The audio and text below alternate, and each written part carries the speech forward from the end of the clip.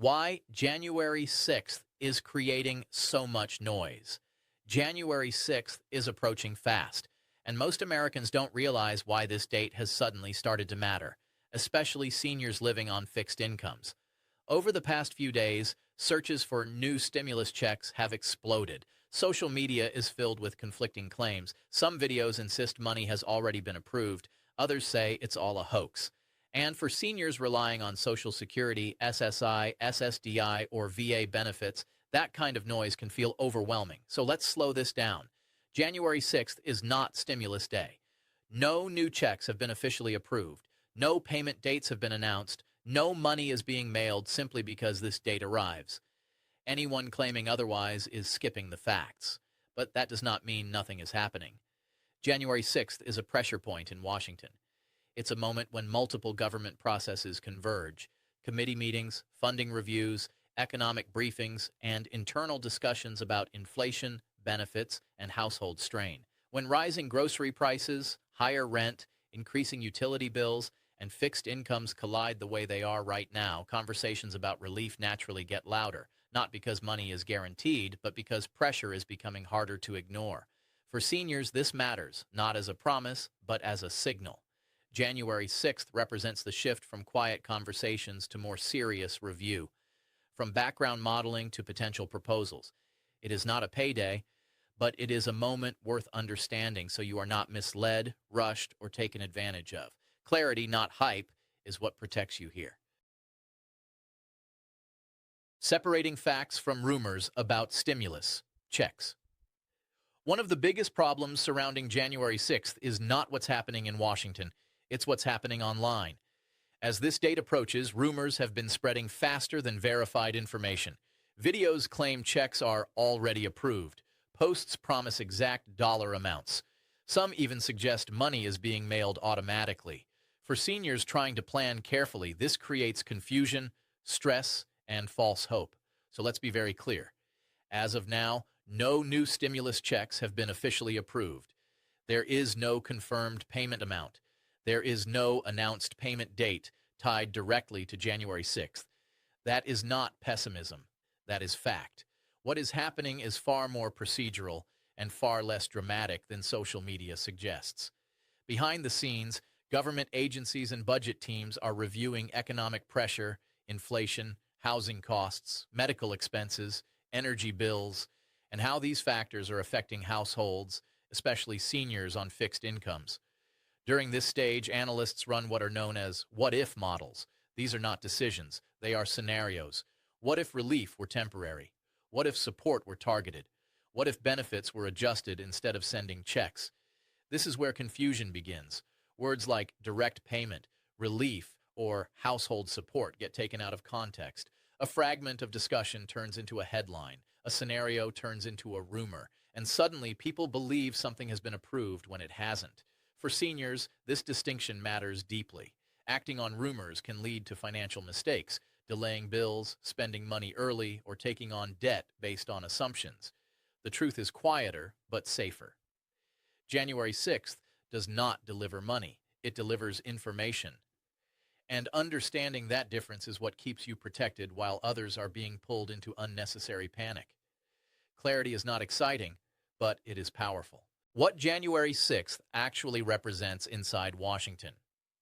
To really understand why January 6th matters, it helps to look at how decisions actually form inside Washington, not how they appear on social media. January 6th is not a public announcement day. It's not when checks are approved or laws are signed. Instead, it represents a procedural convergence point, a moment when multiple internal processes line up at the same time. Around this date, committees meet, budget teams review updated numbers, departments compare inflation data, housing costs, healthcare expenses, and benefit strain. These are not speeches. They are working sessions, quiet, technical, and often invisible to the public. This is where pressure becomes measurable. Lawmakers don't act because people are frustrated online. They act when data confirms that households are falling behind. Rising grocery bills, higher rent, increasing utility and heating costs, prescription prices that keep creeping up. When these trends collide with fixed incomes, the math stops working. That's what January 6th brings into focus. It marks the point where discussions can move from abstract concern into structured review, where ideas are no longer just talked about casually, but placed side by side and evaluated for feasibility, cost, and political reality. That doesn't mean action is guaranteed. Some ideas move forward, some get revised, some quietly disappear, but this is the stage where seriousness begins. For seniors, understanding this is critical. January 6th is not about money arriving, it's about whether your financial pressure is being formally acknowledged inside the system. And acknowledgement is always the first step before anything real can happen. This date doesn't promise relief, it signals attention. And in policy, attention is where every outcome starts. Why January 6th is not a stimulus day. One of the most important things seniors need to understand about January 6th is also the simplest. This date is not a stimulus day. No checks are triggered just because the calendar turns to January 6th. No payments are released automatically. No benefit changes take effect simply because this moment arrives. That clarity matters because confusion around this point has caused unnecessary stress. January 6th is not about money being sent out. It is about process. Inside Washington, policy does not begin with checks. It begins with reviews. Before any relief can be proposed, decision-makers must confirm that economic pressure is real, widespread, and measurable. That confirmation happens through data, modeling, and internal discussions, not announcements. This is why January 6th often gets misunderstood. People hear that something big is happening and assume it means action is immediate. In reality, this date marks the transition from informal conversation to structured evaluation. It's when committees look at numbers and ask hard questions. How many households are struggling? Which costs are rising fastest? Who is most vulnerable? And what options are even possible within current budgets? For seniors, this distinction protects you from false expectations. Understanding that January 6th is a review moment, not a payout moment, helps you stay grounded. It prevents disappointment. It prevents rushed decisions. And it keeps you from being misled by content designed to provoke excitement or fear.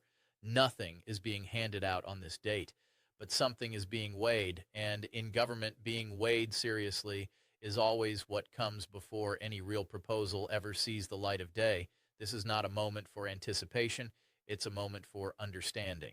And understanding keeps you steady when noise tries to pull you off balance. How economic pressure forces these conversations to the surface. So if January 6th is not a stimulus day, the next logical question is this: why does this date create so much attention at all? The answer comes down to pressure. Government conversations about relief don't happen randomly. They happen when pressure builds to a point where it can no longer be ignored. And right now, that pressure is coming from multiple directions at once. Inflation has raised the cost of everyday essentials. Groceries cost more. Utilities cost more. Heating bills during winter hit harder. Prescription prices continue creeping up. At the same time, income for many seniors has stayed largely the same. When fixed income meets rising costs, the margin disappears. That's when advocacy groups start pushing harder. Senior organizations, disability advocates, veterans groups, and local agencies bring real stories to lawmakers. Not just numbers, but lived experiences. People choosing between medicine and food, delaying repairs, falling behind quietly. January 6th matters because it sits at the intersection of those stories and the data that supports them. It's when economic reports, benefit strain, and budget realities are reviewed together instead of separately. That combination forces seriousness, not generosity, not promises, seriousness. Lawmakers don't suddenly become compassionate overnight.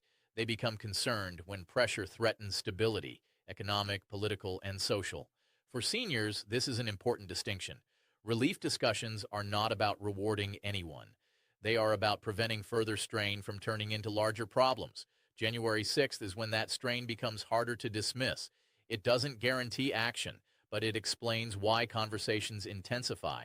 And understanding why something is being discussed helps you stay grounded without mistaking attention for approval or discussion for dollars. This is how policy always begins. Pressure first. Why modeling comes before any real decision. Once economic pressure reaches a certain level, the next step inside Washington is not action, it's modeling. This is the stage many people never see, but it's one of the most important parts of the process.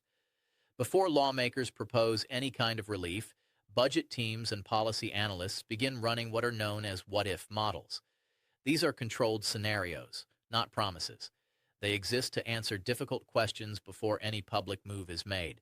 What if relief were temporary instead of permanent? What if support were targeted instead of universal? What if benefits were adjusted instead of sending checks? Each scenario is tested against budgets, inflation forecasts, and long-term costs. Analysts look at who would benefit, who might be excluded, and where unintended consequences could appear. This is where caution takes over. For seniors, this step matters because well-intended relief can sometimes cause problems if it's rushed. A poorly structured payment could affect eligibility for certain programs. A benefit adjustment could create administrative delays. Emergency assistance could help one group while leaving another behind. That's why modeling moves slowly. January 6th represents the point where these models are being taken seriously enough to review at higher levels, not because decisions are final, but because pressure has made ignoring the issue no longer acceptable. Some models will advance, some will be revised, some will be quietly discarded. This is normal. For seniors watching from the outside, this stage can feel frustrating because nothing looks concrete yet. But modeling is how the system avoids making mistakes that would be far more painful later. Understanding this helps you stay patient. Relief does not begin with checks. It begins with numbers, scenarios, and limits. January 6th places those conversations under a brighter light, not to rush them, but to decide which paths are even possible. Why discussions don't automatically turn into relief? At this stage, it's important to understand something that often causes frustration for seniors watching these developments closely. Discussion does not equal approval. Inside Washington, many ideas are explored without ever becoming reality. Once modeling is complete, lawmakers look at what fits within real-world limits: budgets, political support, administrative capacity, and long-term consequences. This is where many proposals slow down or disappear entirely. Not because people don't care, but because limits exist. One-time direct payments may sound appealing, but they are expensive and temporary. Benefit adjustments may help more sustainably, but they require complex rule changes and long implementation timelines. Emergency credits or targeted programs may be easier to approve, but they don't reach everyone. Each option has trade-offs. That's why January 6th should not be seen as the moment relief becomes inevitable. It's the moment ideas are filtered. Some move forward, others don't survive scrutiny. For seniors, this stage can feel discouraging. You hear about possibilities, then nothing seems to happen. But this filtering process is how the system avoids committing to plans that create more harm than help. It's also why timelines are unpredictable. An idea that looks promising one week can be revised, narrowed, or delayed the next. Political priorities shift, budget numbers change, negotiations stall. None of this is personal, but it affects outcomes. Understanding this protects you from emotional whiplash. You don't need to react to every rumor. You don't need to assume silence means failure. Most policies die quietly. The few that survive take time, and they usually emerge with clearer language, official documents, and verifiable details. January 6th is part of that filtering journey, not the destination. Staying patient through this phase keeps you grounded and prevents disappointment from turning into unnecessary stress while decisions are still being weighed. Who usually gets attention? First, when relief is discussed.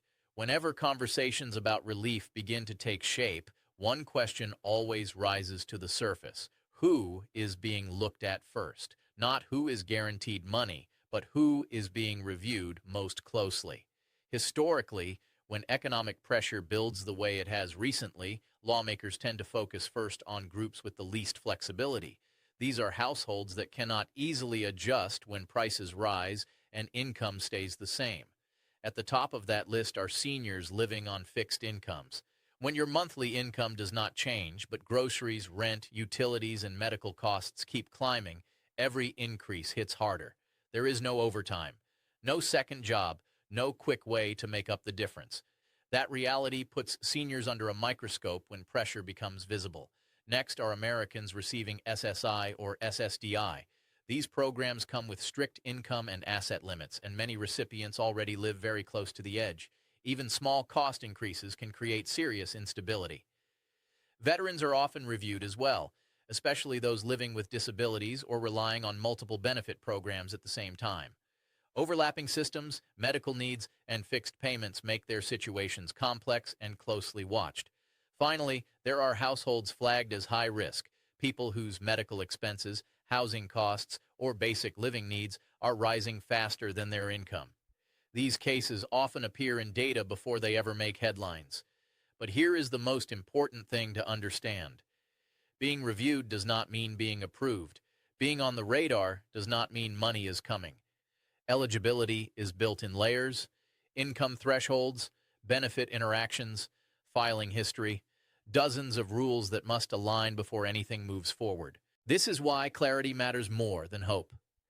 January 6 does not put money in anyone's pocket. It puts vulnerable groups into sharper focus, and focus is only the beginning, not the outcome. Understanding that difference helps seniors stay informed without being pulled into expectations that may never be met. Why being on the list does not mean money is coming. As relief conversations become more visible, many seniors understandably begin asking a very human question. If I'm being looked at, does that mean help is coming? This is where expectations often get ahead of reality. Being reviewed, flagged, or discussed inside Washington does not mean approval. It does not mean eligibility. And it certainly does not mean money is on the way. Policy review works in layers. First, broad groups are identified: seniors on fixed income, SSI and SSDI recipients, veterans, high-risk households. This stage is about awareness, not commitment. It helps lawmakers understand where pressure is greatest, not who will ultimately receive help. Next comes eligibility testing. Income thresholds are examined. Benefit interactions are analyzed. Filing history is checked. Asset limits, household size, and dozens of technical rules come into play. This is where many assumptions break down. In past relief programs, countless people believed they would automatically qualify, only to discover they were a few dollars above a cutoff, had a filing status that excluded them, or received benefits that interacted in unexpected ways. The disappointment was real, even when no one had done anything wrong. This is why clarity matters more than optimism. January 6th may increase attention on vulnerable groups, but attention is not approval. It is simply the system asking who is under the most strain and what options exist. For seniors, understanding this protects you emotionally and financially. It prevents you from counting on money that may never arrive. It helps you avoid spending decisions based on assumptions, and it keeps you grounded while the process unfolds. Being seen is important. Being helped requires many more steps. January 6th moves the conversation forward, but it does not finish it. Staying aware without building expectations is not pessimism. It is protection. And in uncertain times, protection is one of the most valuable positions you can hold. The financial mistakes seniors should avoid right now. As conversations around January 6th continue, this is the moment when many well-intentioned seniors accidentally make decisions that create more stress instead of less. Not because they're careless, but because uncertainty makes people act too quickly. The most important rule right now is simple. Do not make financial decisions based on rumors. That means not delaying bills because you believe relief is guaranteed. It means not using credit cards expecting to pay them off with a future check. It means not dipping into savings with the assumption that money will be replaced soon. These choices feel reasonable in the moment, especially when prices are high and hope feels close. But if relief doesn't arrives later than expected, or is smaller than imagined, those decisions turn into interest charges, late fees, and unnecessary anxiety. Another serious risk right now is scams. Whenever words like stimulus, direct payment, or guaranteed relief start circulating, scammers move fast. They create fake sign-up pages. They send messages claiming you must claim money. They pressure people to act immediately. Real government programs do not ask for fees. They do not require gift cards. They do not demand banking passwords or urgent responses. Pressure is the giveaway. If someone tells you time is running out or money will be lost unless you act now, stop. Step back. Talk to a trusted person before doing anything. There is also a quieter danger: emotional exhaustion from constant news consumption. Watching video after video predicting checks tomorrow or disaster next week doesn't make you informed. It makes you anxious. Right now, wisdom looks like restraint. Budget as if nothing extra is coming. Protect your cash flow. Protect your personal information. If relief does arrive later, it becomes support, not a lifeline. And that difference alone can restore a sense of control when uncertainty feels heavy. Calm choices today protect you from regret tomorrow. What seniors should be doing instead of worrying. If there is one thing January 6th should not create, it's panic. And if there is one thing it can be used for, it's preparation. Calm, practical preparation. Right now, the most helpful actions seniors can take have nothing to do with predictions. They have to do with readiness. First, focus on organization. Keep important documents easy to find. Social Security statements, benefit letters, recent tax returns, disability paperwork, or VA records. If relief is ever announced, these are often the first things people need to reference. Being organized reduces stress and prevents missed deadlines. Second, stay informed through reliable sources only. Real updates come from official government agencies and clearly worded announcements, not viral posts or dramatic thumbnails. When something legitimate happens, the language will be specific, verifiable, and consistent across trusted outlets. Third, budget as if nothing extra is coming. This doesn't mean living in fear or depriving yourself. It means grounding decisions in reality. Cover essentials first. Pause before discretionary spending. Ask yourself a simple question. Would I still be comfortable with this decision if no relief ever arrives? That question alone can prevent regret. Another important step is communication. Many seniors carry financial stress silently because they don't want to worry family members. But quiet stress grows heavier over time. Sharing concerns, calmly and honestly, can ease emotional weight even if nothing changes financially. And finally, protect your mental health. Constantly checking headlines, videos, and rumors creates anxiety without adding clarity. Information is helpful only when it brings understanding, not fear. Preparation is not pessimism, it's stability. Right now, the strongest position seniors can hold is steady awareness, informed, patient, and grounded. That's how you stay ready without letting uncertainty take control. The emotional weight behind all the policy talk. Behind every conversation about January 6th relief and stimulus discussions, there is something that rarely gets acknowledged clearly enough: the emotional toll this uncertainty places on seniors. Money, especially in retirement, is never just about numbers. It represents safety. It represents independence. It represents dignity. When prices rise faster than income, the stress doesn't always show up as panic. More often, it shows up quietly.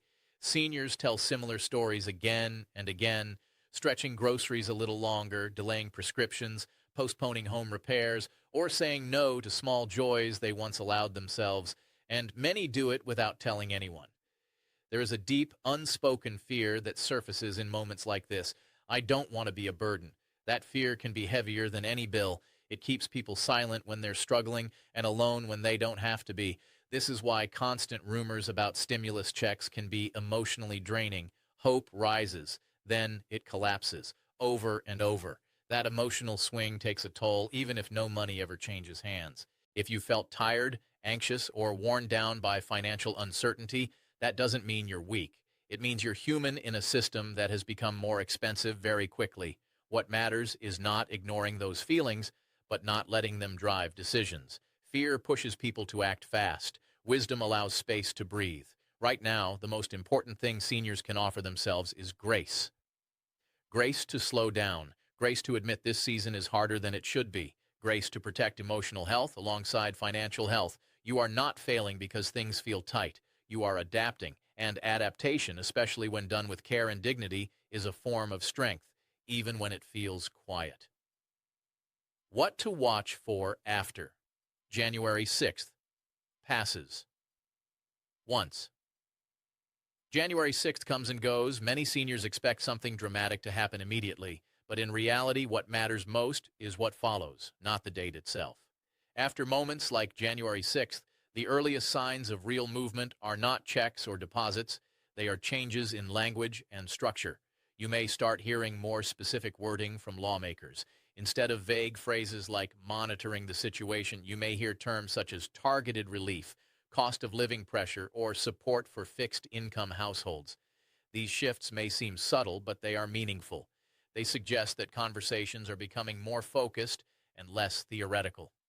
Another thing to watch is whether formal proposals begin to appear.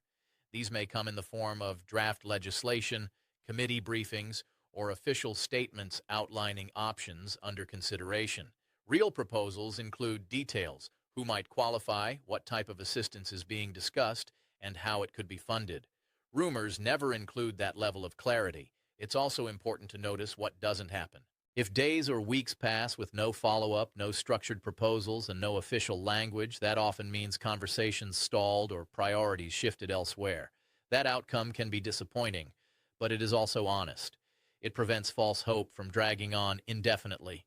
For seniors, watching these signals calmly is far healthier than reacting emotionally. Policy rarely moves in straight lines. It advances, pauses, adjusts, and sometimes retreats before moving again. January 6th shines a light on pressure. What happens after shows whether that pressure turns into action. Your role is not to predict the outcome. Your role is to stay informed without being consumed. And when real information appears, clear, verified, and official, you'll recognize it because it won't feel rushed, exaggerated, or confusing. Clarity always sounds calmer than rumor. Staying grounded as the process continues. As we close this series, it's important to come back to the central truth behind everything we've discussed. January 6th is a signal, not a finish line. It does not decide outcomes. It does not guarantee relief. And it does not define your financial future on its own. What it does is mark a moment when pressure became visible enough to be reviewed seriously. Conversations moved from background noise into structured attention. And while that doesn't promise results, it does explain why so much discussion suddenly surfaced. For seniors, the healthiest place to stand right now is steadiness. You don't need to chase every update, you don't need to assume the worst, and you don't need to place hope on a single announcement. Policy moves slowly because it has to. Budgets, rules, and unintended consequences all matter. Many ideas will be discussed that never turn into action. A few may eventually move forward, often quietly, with clearer language and defined rules. If something real happens, it will not arrive as a rumor. It will come with official statements, written details, and time to understand what it means. Until then, your focus should remain where it has always served you best, protecting your peace of mind, making careful choices, and staying informed without being overwhelmed. You are not behind. You are not missing anything. You are not failing because things feel uncertain. The world became more expensive very quickly, and millions of people are adjusting alongside you. Staying patient is not passive. Staying calm is not naive. Staying grounded is strength. And as this story continues to unfold, remember this: clarity always arrives more quietly than hype. When it does, you'll be ready, not rushed, not panicked, but steady. That steadiness is something no headline can take from you.